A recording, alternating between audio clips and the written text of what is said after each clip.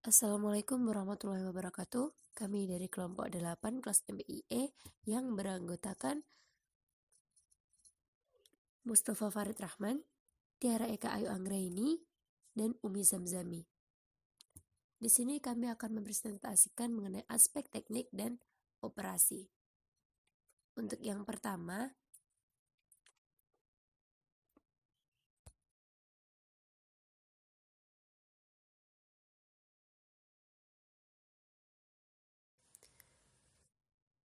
Assalamualaikum warahmatullahi wabarakatuh. Kami dari kelompok 8 kelas MBIE yang beranggotakan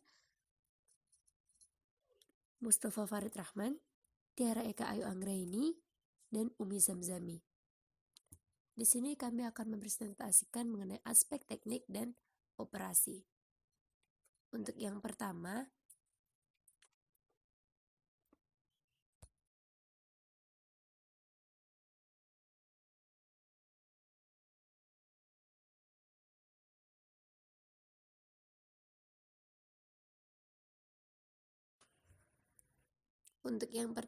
yaitu pengertian aspek teknik dan operasi. Aspek teknis sendiri merupakan suatu aspek yang berkenaan dengan suatu proses pembangunan bisnis secara teknis dan pengoperasiannya dilakukan setelah suatu bisnis tersebut selesai dibangun.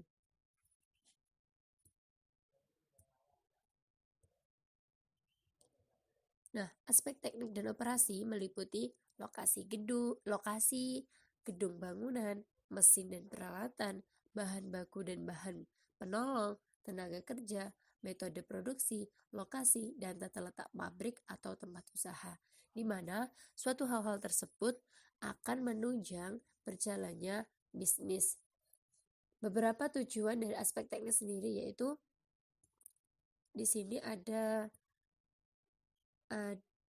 5 tujuan. Yang pertama adalah agar perusahaan dapat menentukan lokasi yang tepat baik untuk dijadikan sebagai lokasi usaha, pabrik, gudang, cabang, maupun kantor pusat. Yang kedua, agar perusahaan tersebut dapat menentukan tata letak atau layout yang sesuai dengan proses produksi yang dipilih, sehingga dapat memberikan efisiensi. Nah, dari tujuan yang kedua ini sangat mempengaruhi bisnis nantinya atau akan mempengaruhi berjalannya bisnis nantinya, di mana harus menyesuaikan dengan suatu kondisi bisnis tersebut. Tata letak yang digunakan atau tata letak yang dicari itu sesuai dengan bisnis yang akan dijalankan. Yang ketiga adalah agar perusahaan bisa menentukan teknologi yang paling tepat dalam menjalankan produksinya. Yang keempat, agar perusahaan bisa menentukan metode persediaan yang paling baik dijadikan sesuai dengan bidang usahanya. Yang kelima, agar dapat menentukan kualitas tenaga kerja yang dibutuhkan sekarang dan di masa yang akan datang.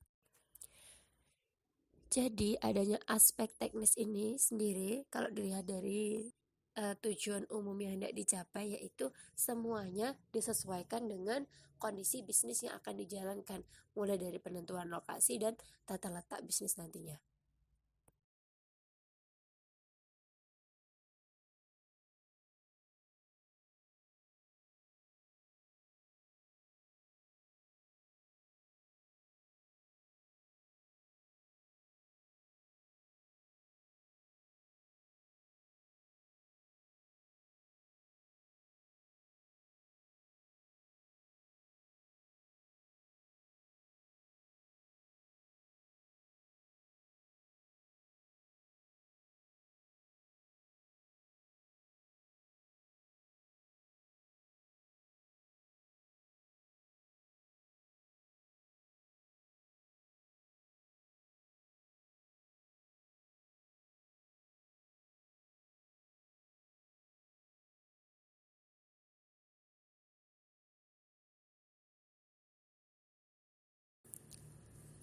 Selanjutnya yaitu penentuan lokasi usaha, di mana penentuan lokasi merupakan hal penting dalam mendirikan suatu usaha, karena semakin strategis lokasi yang digunakan atau yang ditempati suatu bisnis tersebut, maka semakin memberikan dampak yang baik untuk suatu usaha atau perusahaan, seperti menambah pendapatan usaha atau perusahaan, menambah konsumen perusahaan, dan sebagainya. Nah, lokasi yang strategis ini memberikan banyak keuntungan untuk perusahaan sendiri. Dan di mana suatu perusahaan ini juga harus mampu beradaptasi di lingkungan tersebut. Harus mampu berkomunikasi, harus mampu bekerja sama dengan masyarakat agar bisnis yang dijalankan tetap berjalan dan terus mengalami peningkatan dan pengembangan serta mendapatkan dukungan atau dapat memberikan citra yang baik kepada masyarakat. Semakin strategis sebuah lokasi yang dipilih, maka semakin mahal juga biaya yang harus dikeluarkan suatu perusahaan untuk mendapatkan lokasi tersebut. Nah, dari mahalnya biaya yang dikeluarkan perusahaan, otomatis nantinya bisnis yang akan dijalankan harus terus ditingkatkan, harus mengalami pengembangan agar mendapatkan feedback yang baik juga dari apa yang dikeluarkan tersebut. Lokasi yang strategis otomatis akan memiliki banyak pelanggan, akan banyak memiliki konsumen. Jadi dengan hal tersebut dapat menambah pendapatan perusahaan tersebut dan akan mengembalikan biaya yang telah dikeluarkan untuk mendapatkan lokasi tersebut.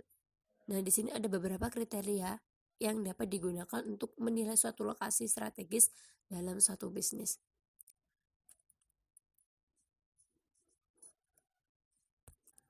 Yang pertama, letak lokasi yang berada atau di sekitar pusat aktivitas perdagangan dan perkantoran. Nah, letak lokasi ini menjadi strategis karena umumnya di pusat perdagangan dan perkantoran dapat traffic yang sangat tinggi. Kepadatan lalu lintas secara otomatis menciptakan pasar atau membawa konsumen melewati lokasi usaha tersebut dan memperbesar kemungkinan mereka untuk berhenti dan berbelanja atau minimal mengetahui keberadaan usaha tersebut. Nah, dengan letak yang strategis, letak yang berada di pusat aktivitas perdagangan atau perkantoran tersebut, jadi banyak masyarakat yang lalu lalang di lokasi tersebut dan secara tidak langsung mereka akan mengetahui bahwa di situ terdapat suatu perusahaan yang mana menyediakan barang-barang tertentu seperti mungkin barang kebutuhan sehari-hari ataupun barang-barang lainnya. Nah, yang kedua adalah keadaan lokasi dengan target pasar. Sebuah lokasi dikatakan strategis bila mudah dijangkau target pasar atau konsumen. Yang ketiga yaitu terlihat jelas dari sisi jalan. Nah, ini sangat mempengaruhi sekali. Jadi, jika suatu perusahaan tersebut terletak di suatu perkotaan atau mungkin di dekat jalan raya, otomatis perusahaan tersebut akan terlihat oleh masyarakat secara tidak langsung mudah dijangkau. Jadi mereka dapat dengan mudah untuk berbelanja dan mengetahui lokasi perusahaan tersebut. Yang keempat adalah akses ke lokasi sangat baik. Nah, akses ini sama mempengaruhi nilai strategis atau lokasi. Apabila akses menuju ke lokasi perusahaan saja itu dikatakan buruk ataupun susah, konsumen juga akan malas untuk berkunjung ke lokasi tersebut ataupun berbelanja ke lokasi tersebut. Nah, ini sangat berpengaruh pada suatu proses bisnis nantinya. Yang kelima adalah memiliki penilaian Feng Shui yang baik. Nah, penilaian Feng Shui menjadi pelengkap yang turut menentukan strategis atau tidaknya sebuah lokasi. Contoh sederhana nih. Nah, letak lokasi. Tusuk sate umumnya sulit dijual karena dianggap membawa sial bagi penghuninya jika dijadikan rumah dan memberikan kebangkrutan jika dijadikan tempat usaha. Anda mungkin tidak mempercayai hal tersebut, tetapi tidak dengan konsumen Anda. Jika konsumen Anda mempercayainya, mereka tidak bersedia berbelanja di tempat usaha Anda karena takut terimbas kesialan akibat berbelanja di lokasi tusuk sate. Apalagi jika Anda ingin menjual lokasi tersebut, sudah pasti lokasi tersebut sangat sulit dijual. Apabila laku, nilai jualnya pun akan rendah, mungkin di bawah harga pasar. Dan percaya atau tidak percaya, seperti itulah kondisi yang ada dalam masyarakat. Jika pandangan masyarakat itu suatu lokasi itu mungkin memiliki hal-hal yang kurang baik, otomatis usaha yang akan kita jalankan pun juga sulit untuk dilirik mereka. Dan untuk kita jual kembali pun susah untuk mendapatkan pembeli, karena mungkin dari pembeli tersebut kan uh, meng- sebelum membeli pasti mengecek lokasi tersebut, dan secara tidak langsung mungkin mereka ya tanya-tanya kepada masyarakat sekitar bagaimana lokasi ini sebenarnya, dan dari memperoleh informasi yang kurang baik tersebut, konsumen yang akan membeli lokasi tersebut juga akan enggan untuk membelinya karena kondisi dan informasi-informasi yang didapat mengenai lokasi tersebut kurang baik.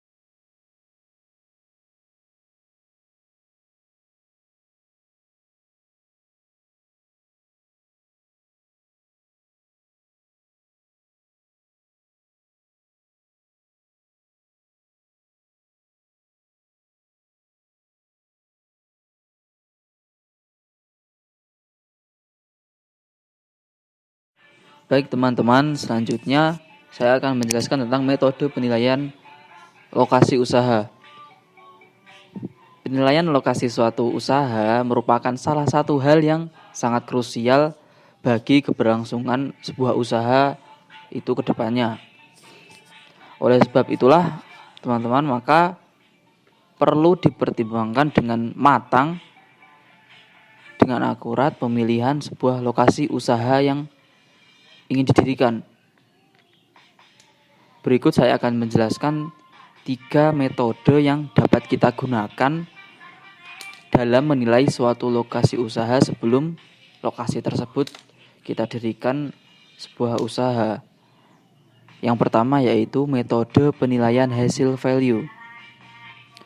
Apa sih metode penilaian hasil value? Metode ini dilakukan dengan cara melakukan penilaian terhadap semua faktor yang dianggap penting dalam penentuan lokasi, dan kita beri bobot penilaian. Lokasi yang kita pilih adalah lokasi yang memiliki nilai tinggi dalam artian mempunyai hasil value yang tinggi. Apa sih faktor-faktor yang menjadi pertimbangan dalam metode penilaian hasil value? Yang pertama yaitu pasar. Yang kedua yaitu bahan baku. Yang ketiga transformasi. Selanjutnya tenaga kerja dan semua pertimbangan lainnya. Metode kedua adalah metode perbandingan biaya atau cost comparison method. Dalam metode perbandingan biaya, ini dilakukan untuk memilih biaya terendah dari beberapa lokasi yang dapat memungkinkan untuk menjadi lokasi usaha, dengan didasarkan kepada kebutuhan biaya-biaya utama seperti biaya bahan baku, biaya operasi atau biaya pengelolaan, biaya distribusi, biaya umum, dan biaya lainnya. Selanjutnya yaitu metode analisis ekonomi atau economic analysis method. Penilaian dalam metode analisis ekonomi ini didasarkan kepada berbagai jenis biaya yang akan menjadi beban usaha, termasuk biaya perumahan dan biaya sosial seperti sikap masyarakat. Jadi sebelum kita memutuskan lokasi sebuah usaha yang akan kita dirikan, kita harus menggunakan 3 metode di atas untuk menilai lokasi mana yang tepat untuk usaha yang akan kita dirikan tersebut. Baik, selanjutnya kita akan membahas tentang luas produksi dan layout.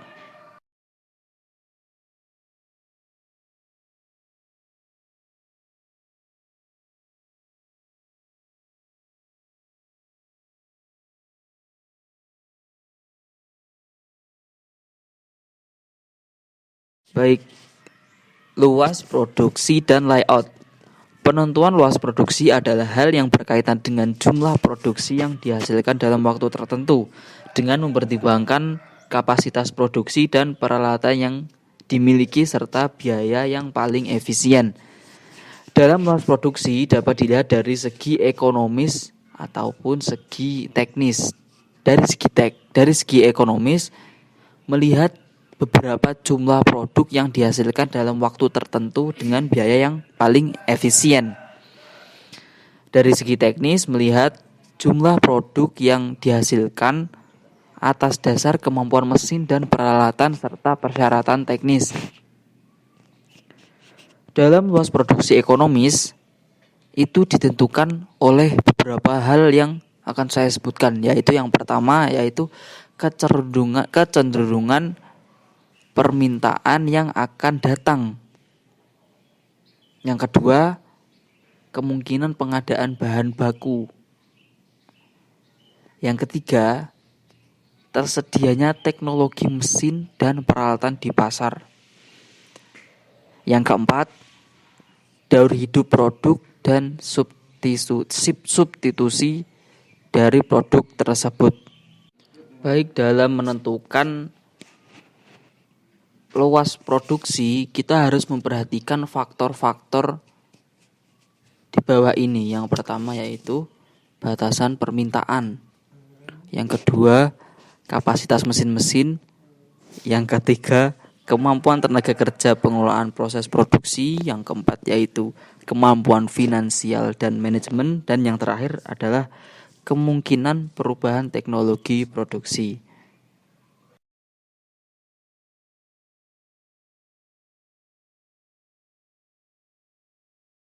Selanjutnya adalah apa yang dimaksud dengan tata letak atau layout. Layout adalah Penataan fasilitas dalam bisnis secara logis guna peningkatan efisiensi operasi, produktivitas, dan penjualan. Perencanaan tata letak yang efektif dan efisien dalam lingkungan bisnis dapat menghasilkan peningkatan yang drastis dalam efektivitas dan efisiensi operasi perusahaan. Tata letak yang menarik dan efektif dapat membantu upaya perekrutan perusahaan. Faktor-faktor yang menentukan dalam tata letak dan desain bangunan sebuah perusahaan antara lain yang pertama adalah ukuran. Apa sih yang dimaksud ukuran di sini? Bangunan gedung perusahaan harus cukup besar untuk dapat mengakomodasi operasi sehari-hari perusahaan secara nyaman. Bangunan gedung juga harus cukup ruang untuk pelanggan, persediaan, pajangan, penyimpanan, daerah kerja, kantor, dan toilet. Tata letak yang serampangan dapat mengurangi produktivitas kerja karyawan dan menciptakan kekacauan organisasional. Baik, metode yang harus kita gunakan selanjutnya untuk menentukan tata letak dan desain bangunan sebuah perusahaan adalah konstruksi dan tampilan luar. Apakah konstruksi gedung suatu perusahaan aman? Nah, hal yang paling penting bagi wirausahawan adalah mencari seorang ahli yang memahami properti dan seluk-beluknya sebelum membeli atau menyewa sebuah gedung untuk perusahaan. Bangunan gedung harus memiliki tampilan luar dan tampilan dalam yang menarik selain keamanan konstruksi. Tampilan fisik memberikan kesan pertama mengenai suatu bisnis kepada pelanggan. Hal ini terutama berlaku untuk bisnis retail. Papan retail harus menyediakan pentingnya penciptaan citra yang tepat untuk toko miliknya dan bagaimana tata letak serta fasilitas fisik toko tersebut dapat memberikan pengaruh terhadap pelanggan. Tampilan luar toko dan tampilan dalam toko itu sangat mencerminkan kepribadian sebuah perusahaan. Tampilan toko harus memberikan citra eksklusif dan citra ekonomis. Tampilan toko juga harus memberikan atmosfer yang informal dan santai atau formal namun praktis. Fasilitas fisik yang tampak harus memberi atau membawa pesan yang penting kepada pelanggan. Baik, faktor-faktor selanjutnya yaitu papan nama. Salah satu metode komunikasi yang membutuhkan biaya kecil namun efektif adalah papan nama perusahaan. Papan nama ini memberitahukan kepada calon pelanggan apa yang dilakukan perusahaan, letaknya, serta apa yang dijual perusahaan tersebut. Sebuah papan nama perusahaan harus cukup besar agar dapat dibaca dari kejauhan oleh orang-orang yang lalu lalang dengan mempertimbangkan lokasi dan kecepatan lalu lintas sekitar. Pesan yang disampaikan pada papan nama harus singkat, sederhana, dan jelas agar efektif. Baik, faktor-faktor yang menentukan dalam tata letak dan desain bangunan perusahaan selanjutnya yaitu interior bangunan. Aspek interior suatu bangunan menjadi sangat penting dan membutuhkan evaluasi yang terperinci. Seorang wirausahaan harus memahami ilmu tentang interior bangunan yang dikenal dengan prinsip ergonomi. Ergonomi sendiri adalah ilmu yang menyelaraskan pekerjaan dengan lingkungan kerja untuk semakin memperkuat karyawan dan menyesuaikannya dengan kebutuhan pelanggan. Contohnya begini, kursi, meja, dan tinggi meja yang membuat karyawan merasa nyaman dalam bekerja dapat membantu karyawan menjalankan pekerjaannya secara lebih cepat, lebih efisien, dan lebih mudah.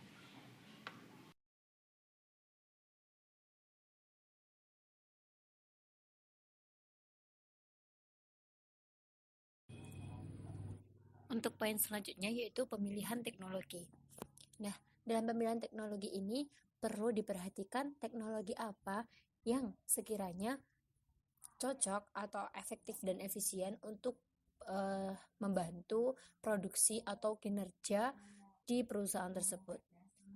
Nah, di sini dalam melakukan studi kelayakan aspek teknik dan teknologi yang meliputi strategi produksi dan perencanaan produk, proses penelitian teknologi untuk produksi, penentuan kapasitas produksi yang optimal, letak pribadi dan layout, serta letak usaha dan layoutnya, rencana operasional jumlah produksi, rencana mengendalikan persediaan bahan baku dan barang jadi, dan pengawasan kualitas produksi produk baik dalam bentuk barang ataupun jasa.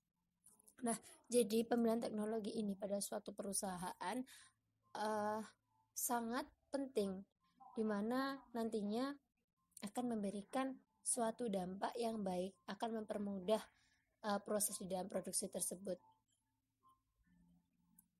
Nah, jadi yang perlu diperhatikan dalam pemilihan teknologi antara lain ketepatan teknologi dengan bahan bakunya. Yang kedua, keberhasilan teknologi di tempat lain.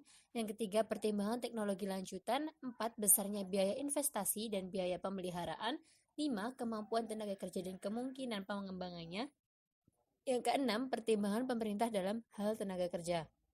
Nah, keenam hal tersebut yaitu perlu diperhatikan dalam pemilihan teknologi yang cocok untuk perusahaan. Mungkin itu yang dapat kami sampaikan.